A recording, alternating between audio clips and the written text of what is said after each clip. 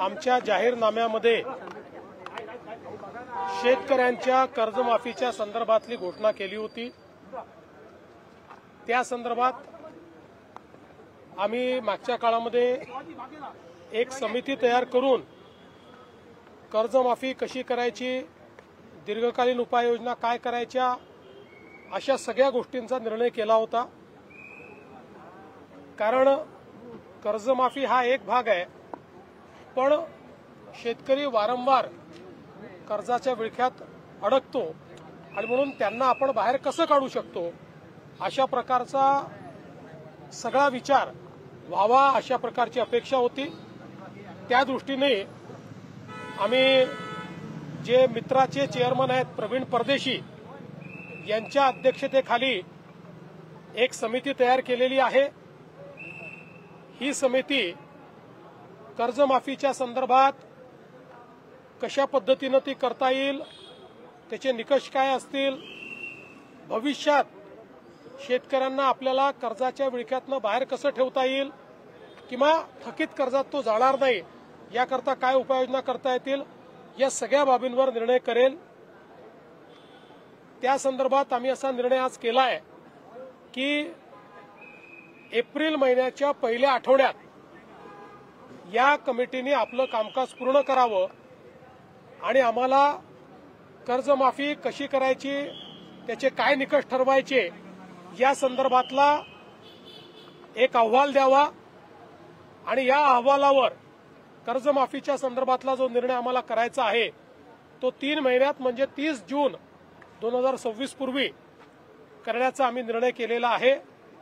त्यामुळे आता सगळे टप्पे आम्ही या ठिकाणी ठरवलेले आहेत। सगळ्या नेत्यांशी आमची चर्चा झाली, अतिशय सकारात्मक चर्चा झाली। त्या चर्चेमध्ये त्यांनी देखील याला मान्यता दिलेली आहे।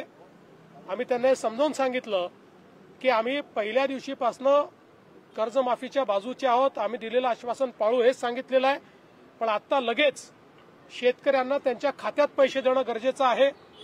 कर्जाची वसुली जून महिन्यात होणार आहे आणि आता जर आपण शेतकऱ्यांच्या खात्यामध्ये पैसे दिले नाहीत तर शेतकरी रबीचा पेरा देखील करू शकत नाही आणि म्हणून पहिल्यांदा तात्काळ शेतकऱ्यांना जे त्यांच्या खात्यात पैसे दिले पाहिजे त्याची सगळी तरतूद आम्ही केलेली आहे आणि ते पैसे आता शेतकऱ्याच्या खात्यामध्ये जाणं सुरू झालेलं आहे। जवळपास आज आम्ही अंदाज घेतला तर जवळपास 8,500 कोटी रुपये रिलीज झाले आहेत। त्यातले 6,000 कोटी प्रत्यक्ष खात्यामध्ये गेले आहेत आणि पुढच्या 2 दिवसात उरलेले पैसे जाणार आहेत। अजून 11,000 कोटी रुपये हे काल आम्ही जे कॅबिनेटला परवा मान्य केले तेही आता येत्या 2 ते 3 दिवसात रिलीज होणार आहेत आणि तेही शेतकऱ्यांच्या खात्यामध्ये जातील आणि अजून 1,500 कोटीची आम्ही प्रोव्हिजन केलेली आहे। त्यामुळे आता शेतकऱ्यांच्या खात्यामध्ये पैसे जाणं हे महत्वाचं आहे, ते आम्ही जाणं सुरू केलेलं आहे आणि माझा अंदाज आहे की पुढच्या 15 ते 20 दिवसात 90% शेतकऱ्यांच्या खात्यात हे पैसे पोहोचून जातील। 10% कदाचित अनेक वेळा आम्हाला अनुभव आहे, खात्याच्या अडचणी असतात, त्या जाऊन सोडवाव्या लागतात, मल्टिपल खाती असतात, अशा प्रकारच्या गोष्टी असतात। त्यामुळे तेही आम्ही त्यांचेही जे बाकी 10% आहेत त्यांचेही आम्ही त्या ठिकाणी पूर्ण करू आणि फॉर्च्युनेटली याला कुठली आचारसंहिता नसते, त्यामुळे आचारसंहिता लागली तरी ही मदत त्यांच्या खात्यामध्ये जाऊ शकते। त्यामुळे आम्ही त्यांना समजावून सांगितलं की पहिल्यांदा ही मदत देणं हे महत्वाचं आहे, त्यामुळे ती मदत आम्ही देऊ आणि मग ही जी काही कमिटी आम्ही केलेली आहे या कमिटीचा रिपोर्ट घेऊन त्याच्या आधारावर आम्ही ही कर्जमाफी करू आणि त्याला त्यांनीही सकारात्मक अशा प्रकारची भूमिका त्याच्यावर घेतलेली आहे। त्यामुळे आता या संदर्भातले टप्पे आम्ही ठरवलेले आहेत। कृषी उत्पादकांना योग्य हमीभाव मिळावा अशी मागणी केली। कृषी उत्पादकांना योग्य हमीभाव मिळावा 6 जून वगैरे अशी कुठली तारीख नाही आहे, तारीख मी सांगितली 30 आहे, 30 जून पूर्वी करू। कृषी उत्पादकांना योग्य हमीभाव मिळावा अशी देखील मागणी शिष्टमंडळाकडे करण्यात आली। निश्चितपणे आम्ही त्यांना सांगितलं की आम्ही कृषी मालाच्या खरेदीकरता खरेदी केंद्र सुरू केलेले आहेत, त्याचे आकडेही आम्ही सांगितले, तिथे नोंदणी पण आपली सुरू झालेली आहे आणि आम्हीही विनंती केली आणि आम्ही त्यांना सांगितलं की सगळ्या शेतकरी नेत्यांनी विनंती करावी की कोणीही हमीभावाच्या खाली व्यापाऱ्यांना विकू नये। व्यापारी जर हमीभाव देत असेल तर व्यापाऱ्याला द्यावं, व्यापारी हमीभाव देत नसेल तर आपल्या केंद्रांवर आणून त्यांनी ते विकावं अशा प्रकारची आम्ही सीएम सर आज मुंबईमध्ये 17 मुलांना ओलीस धरणाऱ्या एका व्यक्तीचा रोहित आर्य नावाच्या व्यक्तीचा एन्काउंटर करण्यात आलेला पवईमध्ये काय तपशील आहे या घटनेविषयी? बघा, याचा सगळा तपशील पोलिसांनी आपल्याला दिलेला आहे.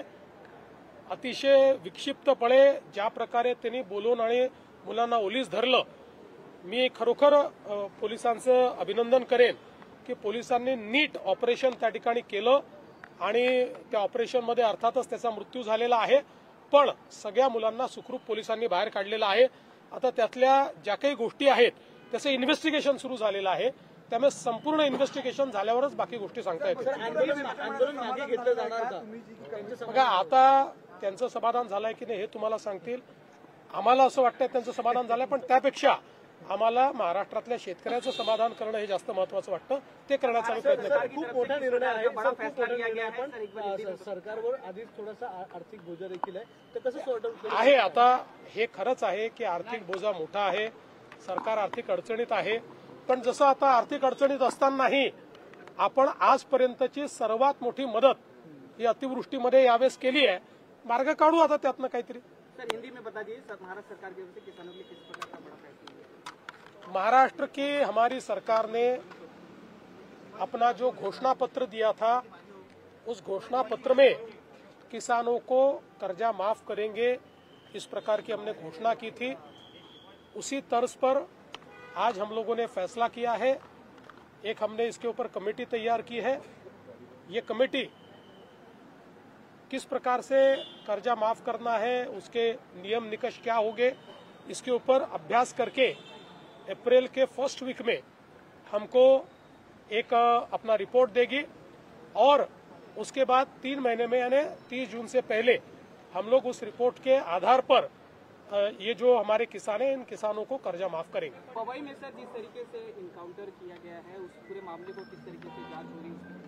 देखिए, पवई का जो मामला है उसमें एक बहुत ही अलग तरीके का ये सारा मामला सामने आया हुआ है और जिस प्रकार से 17 बच्चों को उन्होंने अगवा करके या उनको अलग कारण से बुला के और फिर उनको कैप्टिव रखकर जिस प्रकार से धमकी देने का काम किया और उनकी जान को खतरे में डालने का काम किया, मुंबई की पुलिस ने बहुत अच्छा कार्य करके और एक बहुत सटीक ऑपरेशन किया और जो आरोपी है उसकी उस ऑपरेशन में मृत्यु हुई है और 17 बच्चों को बिल्कुल कोई खरोच भी न आते हुए उनको बाहर निकाला है. अभी इसकी जो बाकी तफसील है उसको बाद में आपको बताया जाए. Thank you.